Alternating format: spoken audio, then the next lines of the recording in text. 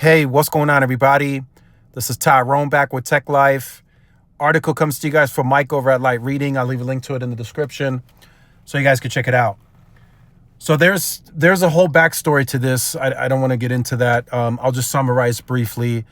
There's been interference issues happening across New York City, apparently, on NextWave's private network using the same spectrum that T-Mobile's using, which is the 2.5 spectrum.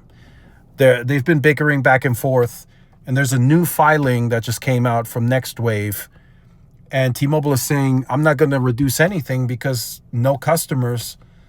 NextWave has no customers, so interference is not an issue. So,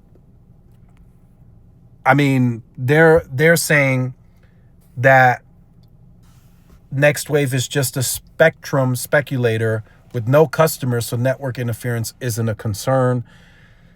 This will probably keep going. This won't stop just yet. It'll still be a back and forth. It'll go to the courts. Lawyers will be involved. T-Mobile clearly has more money in this case. So maybe even at some point the FCC makes NextWave give up the 2.5, because that's essentially what T-Mobile is going to go after, right? New York City, or the tri-state, right? New York, New Jersey, all that area. There's a lot of fragmentation on the 2.5. And if T-Mobile can get a hold of the spectrum from NextWave, that will clear up a lot of the spectrum fragmentation going into New Jersey and some of those other parts, right? In New York City directly, I think today the spectrum is 150 megahertz, so that's fine. But that could go to 190 if they can get this NextWave situation figured out.